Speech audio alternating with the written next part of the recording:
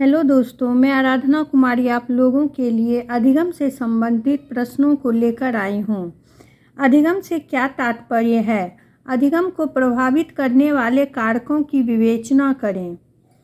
प्रत्येक व्यक्ति नित्य प्रति अपने जीवन में नए अनुभव एकत्र करता रहता है।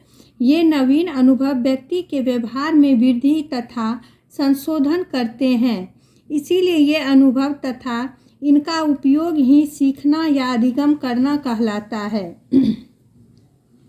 मनोवैज्ञानिकों ने सीखने को मानसिक प्रक्रिया माना है। यह क्रिया जीवन भर निरंतर चलती रहती है। सीखने की प्रक्रिया की दो प्रमुख विशेषताएं हैं, निरंतरता और सार्वभौमिकता। यह प्रक्रिया सदैव और सर्वत्र चलती रहती है। इसीलिए मानव अपने जन्म से मृत्यु तक कुछ न कुछ सीखता रहता है। उसकी सीखने की प्रक्रिया में विराम और अस्थिरता को अवस्था कभी नहीं आती है। हाँ, इतना अवश्य है कि उसकी गति कभी तीव्र और कभी मंद हो जाती है। इसके अतिरिक्त मानव के सीखने का कोई निश्चित स्थान और समय नहीं होता है।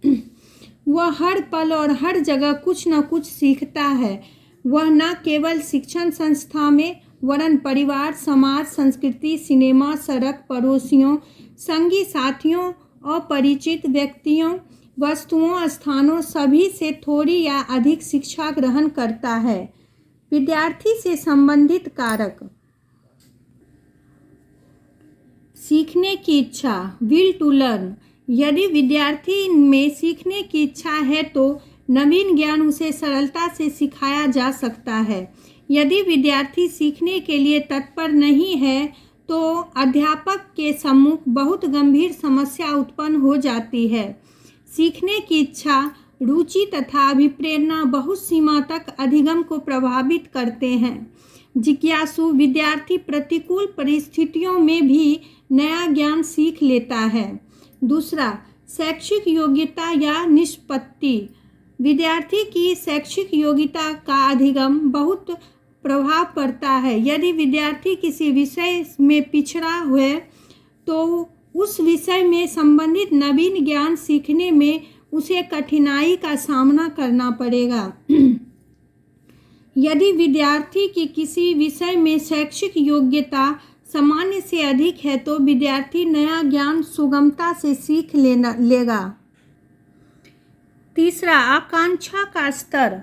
बालक की महत्वाकांक्षा पर अधिगम की सफलता काफ़ी कुछ निर्भर करती है। जब तक विद्यार्थी में महत्वाकांक्षा नहीं होगी वह सीख के लिए प्रयत्नशील नहीं होगा।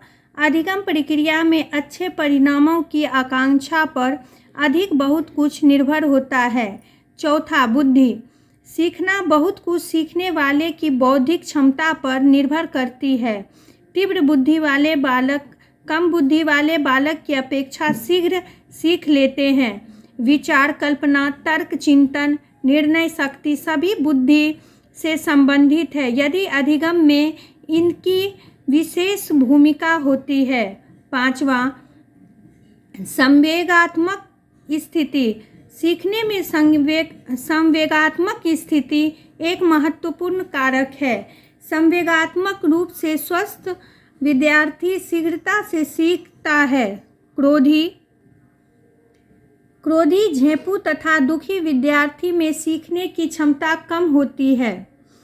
अध्यापक से संबंधित कारक। पहला, विषय का ज्ञान। अध्यापक के किसी विषय का ज्ञान, अनुभव तथा योग्यता आदि के सीखने पर प्रत्यक्ष रूप से प्रभाव डालते हैं। यदि अध्यापकों को अपनी विषय का ज्ञान नहीं है तो वे विद्यार्थी को सीखने के लिए उत्साहित नहीं कर सकेंगे। यदि अध्यापक को अपने विषय का पूर्ण ज्ञान है तो वह आत्मविश्वास के साथ विद्यार्थियों को नया ज्ञान सीखने के लिए प्रेरित कर सकता है। दूसरा, अध्यापक का व्यवहार।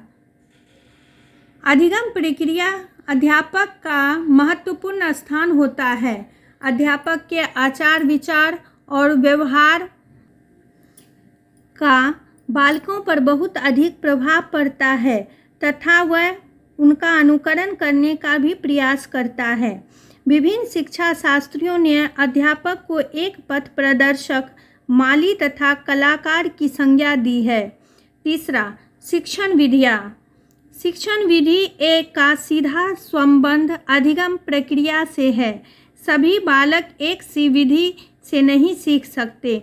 शिक्षण की विधि जितनी अधिक प्रभावशाली तथा वैज्ञानिक होगी, उतनी ही सीखने के लिए लाभदायक सिद्ध होगी। करके सीखना, निरीक्षण द्वारा सीखना, प्रयोग द्वारा सीखना, खेल विधि आदि का अपना अलग अलग महत्व है। चौथा, सिखाने की इच्छा। जिन अध्यापकों में सिखाने की इच्छा होती है वही सफलतापूर्वक बालकों को सिखा पाते हैं। इच्छा न सीखने वाले व्यक्ति सिखाने के लिए विविध प्रयास नहीं करते। वे विद्यार्थियों में सीखने की रुचि और जिज्ञासा जागृत नहीं कर सकते। अध्यापक द्वारा कक्षा में स्थापित अंतःक्रिया एवं अंतःक्रिया का स्तर, व्यक्तिगत भिन्नताओं का ज्ञान, मनोविज्ञान का ज्ञान आदि भी अधिगम को प्रभावित करने वाले कारक हैं। दोस्तों, अगर मेरी यह वीडियो आपको अच्छी लगी हो तो प्लीज़ सब्सक्राइब और लाइक ज़रूर करें।